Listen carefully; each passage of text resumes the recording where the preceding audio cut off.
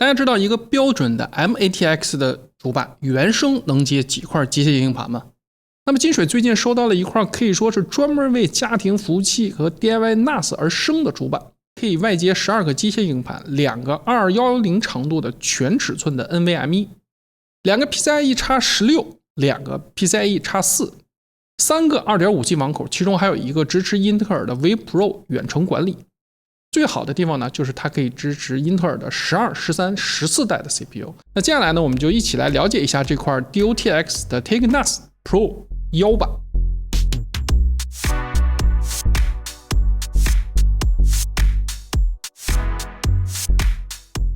Hello， 大家好，欢迎来到金水神机灯，我是带大家玩 DIY NAS 的金水。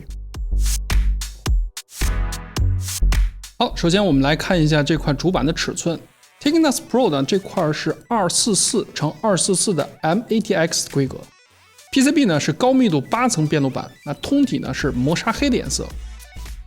那这个主板呢采用了 Q760 的芯片组，那适配呢英特尔的12、13、14代的桌面级的处理器，兼容 LGA 1700系列的 CPU 散热器，基准 TDP 呢125瓦，峰值 TDP 呢180瓦。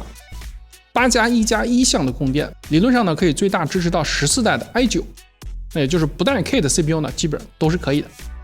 4条 DDR5 的插槽，支持5600兆赫兹双通道。那么如果你使用12代的处理器呢，那只能支持480兆赫兹。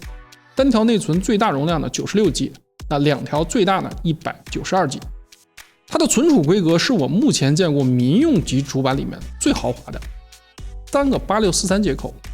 其中1到8号接口是主板南桥原生的 SATA 接口，9到12号接口呢是用585转接出来的。那每个8643呢可以转接出4个 SATA 接口，那么3个一共就可以转接出12块机械硬盘。那以目前你能买到最大的 24T 来算，那么最大可以拥有 288T 的存储空间。这 288T 是个什么概念呢？也就是说你可以存储500多万张高清的照片，那600多万首无损音乐。那即便是我所有收藏的小姐姐都是90G 的 4K 蓝光原片，那么它也可以存放3276.8部。那把我这辈子下过的所有的片全部放到里面，它还能剩不少空间。它有3个 M.2 的接口，2个呢是支持2280和2210长度的 PCIe 4.0 的速度。那这样呢就可以方便大家使用企业级的高速硬盘了。那你可以把它当做存储空间，也可以把它当做缓存来使用。一个 WiFi 的接口呢是支持 CNVI 协议的，英特尔的网卡呢基本上都是可以用的。那 PCIe 呢有4个，2个 PCIe 5.0x16 的接口，那你可以轻松的使用高端的独立显卡。但是如果你要2个同时使用的话，那么它就会变成2个 X8 的速率。那2个 X4 的 PCIe 的接口呢都是带开口的。那由于串扰的原因呢，那靠近 CPU 的这个呢是 PCIe 3.0， 那么远端的这个呢则是 PCIe 4.0。PCIe 比较多的好处呢，你就是可以使用多种多样的 PCIe 的配件，比如说你可以用 PCIe 的固态硬盘呀，也可以接入一些视频采集卡，甚至呢 NAS 用户呢，你可以接一个10G 卡、25G 卡，高速的网卡呢都是完全没有问题的。那主板内部的插针呢，有一个前置的 USB 2.0， 一个 USB 3.0 接口，一个前置的 Type-C 的接口。那这个 Type-C 呢是支持20G 传输的 USB 3.2 近2×2的规格。那么大家可以看到主板上还有2个立着放的 USB 接口，那么这2个接口呢也是 USB 2.0 的。那常规的主板是没有的，一般只有在服务器主板上才会有。那这么做呢，它是可以方便大家使用引导盘或者是加密口。那它的电源接口呢是标准的8+24 pin 的接口。那风扇供电呢，大家也不用担心。那除了 CPU 的风扇呢，还有6个小4 pin 的系统风扇接口。那这个主板呢还有2个比较有意思的跳线的设计。那 GP3 的跳线呢，可以实现来电自启动，那省去了你去 BIOS 设置的烦恼。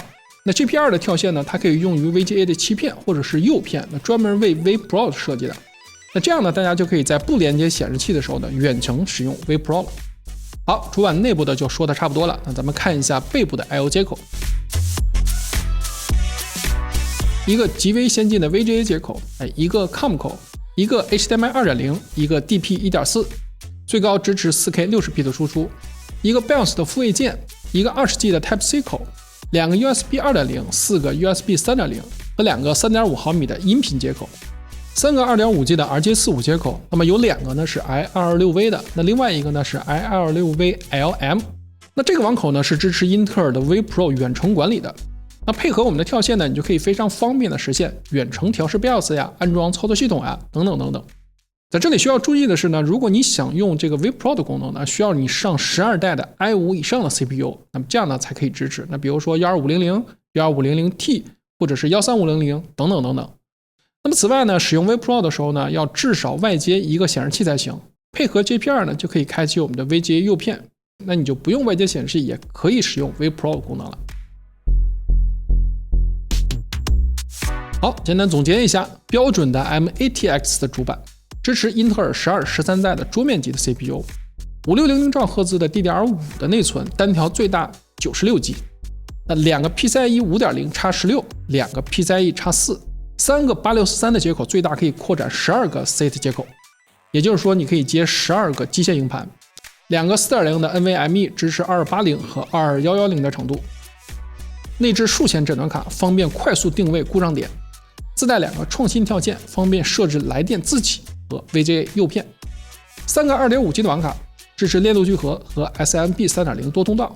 那么其中一个呢支持英特尔的 V Pro 远程管理。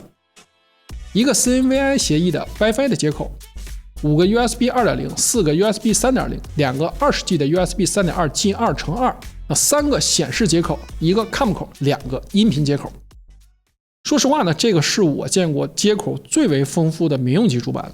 那看起来呢，整体的做工不错，接口也比较丰富，扩展性能强。如果它的价格定的不错呢，将会是一个非常有竞争力的 NAS 主板。那么就这块主板，小伙伴们觉得它卖多少钱会比较合适呢？好了，那今天的内容呢就先到这里，希望可以在你选择 NAS 主板的时候呢，给你一些的帮助。感谢大家的点赞、评论和转发，感谢大家收看金水是逆能，是金水，咱们再见。